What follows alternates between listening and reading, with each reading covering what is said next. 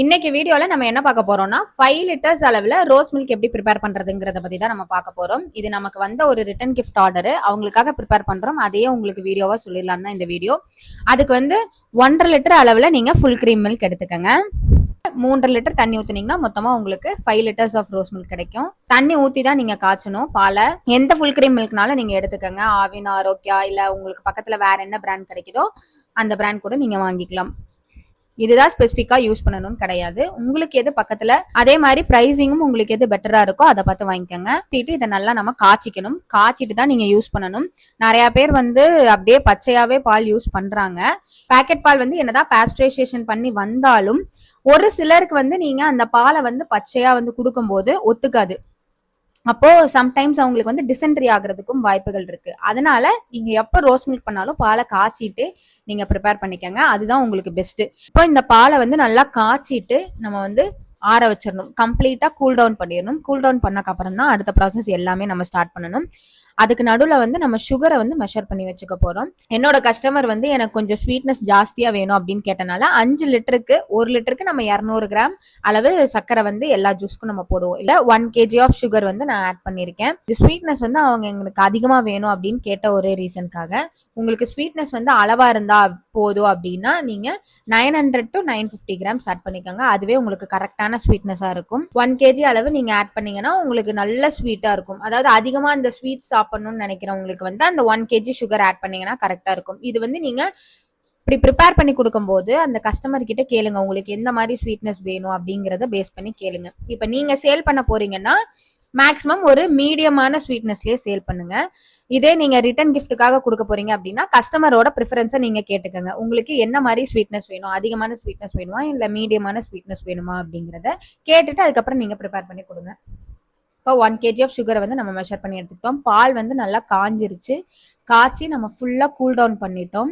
ஃப்ரிட்ஜ்லலாம் வச்சு cool down பண்ணல, normal fan காத்துல தான் வச்சு நம்ம கூல் டவுன் பண்ணோம். இப்பவே நீங்க ஆடையெல்லாம் வடிகட்டணும்னு இல்லை, ஃபர்ஸ்ட் சுகரை நல்லா மிக்ஸ் பண்ணிருங்க. ஏன்னா என்னதான் நம்ம வந்து நல்ல சுகர் வாங்கினாலும் நமக்கு தெரியாமே அதுல வந்து டஸ்ட் இருக்கிறதுக்கு வாய்ப்பு இருக்கு. ஸோ நம்ம ஃபர்ஸ்ட் சுகரை டிசால்வ் பண்ணிட்டு அதுக்கப்புறம் நம்ம மொத்தமா பாலை வடிகட்டிக்கலாம். இப்போ வந்து நம்ம சுகரை ஆட் பண்ணிட்டு நல்லா டிசால்வ் பண்ணிக்க போறோம். சுகரை டிசால்வ் பண்ணக்கப்புறம் நம்ம வடிகட்டிக்கலாம். நான் முன்னாடியே சொன்ன மாதிரி நல்லா ஃபுல்லா டிசால்வ் பண்ணிருங்க. சுகர் எல்லாம் நல்லா டிசால்வ் பண்ணிட்டு பாலை வந்து ஃபில்டர் பண்ணி எடுக்கிறோம். இந்த ஃபில்ட்ரேஷன் எதுக்காக பண்றோம்னா நம்ம ரோஸ் மில்க் கொடுக்கும்போது அந்த ஆடையெல்லாம் வந்துச்சுன்னா அது வந்து நல்லா இருக்காது. உங்களுக்கு அந்த ரோஸ் மில்க் குடிக்கிற ஃபீலே வராது.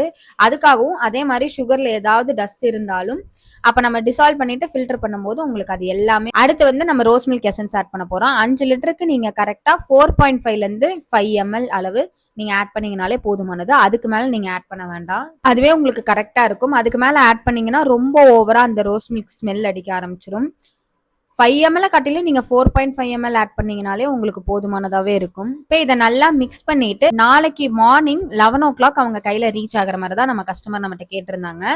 ஸோ நான் வந்து இன்னைக்கு ஓவர் நைட் ஃபுல்லா இதை வந்து ஃப்ரிட்ஜுக்குள்ள வச்சிருவேன். ஸோ உங்களுக்கு நல்லாவே கூலிங் ஆயிரும். நல்லா கூலிங் ஆயிருச்சுன்னா நம்ம அதுக்கப்புறம் எடுத்து நம்ம பேக்கிங் பண்ணிக்கலாம். இப்போ இதுலயே வந்து நீங்க பாதாம் பிசின் ஆட் பண்ற மாதிரி இருக்கு, சப்ஜா விதையெல்லாம் ஆட் பண்றீங்க அப்படின்னா இப்போ நீங்க நைட் ரோஸ் மில்க் ப்ரிப்பேர் பண்ணி வச்ச உடனே நான் சொன்ன 5 லிட்டர் அளவுக்கு நீங்க கரெக்டா ஒரு 15ல இருந்து 20 கிராம் பாதாம் பிசின் ஊற வச்சிருங்க. ஊற வச்சுட்டு நைட்டே ஊற வச்சிருங்க பாதாம் பிசின் மட்டும்.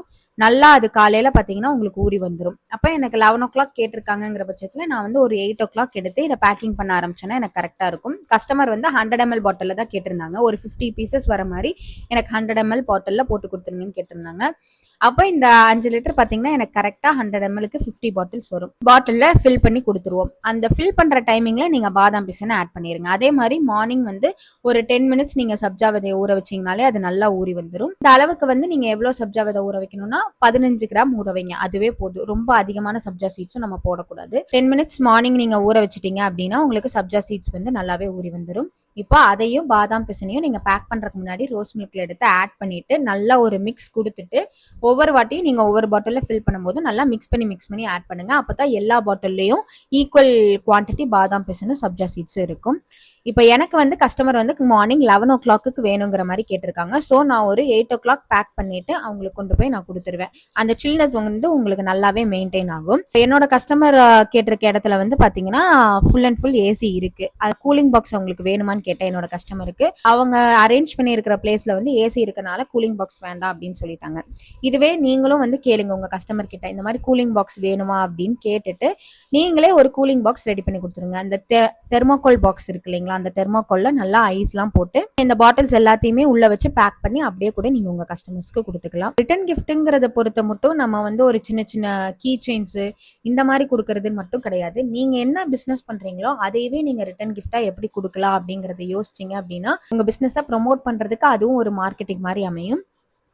இதே மாதிரி பிசினஸ் கண்டென்ட்ஸ்க்கு நம்மளோட கோவை சகோதரிகள் சேனலை சப்ஸ்கிரைப் பண்ணிக்கோங்க, லைக் பண்ணுங்க, ஷேர் பண்ணுங்க. அடுத்து என்ன வீடியோ வேணுங்கிறத கமெண்ட் பாக்ஸ்ல சொல்லுங்க. வெற்றி நோக்கி இயங்கிக் கொண்டிருக்கும் இது எங்களுக்கு சிறு புன்னகையுடன் வெற்றி பாதையை காட்டிடும் உங்கள் சகோதரி. நன்றி, வணக்கம்.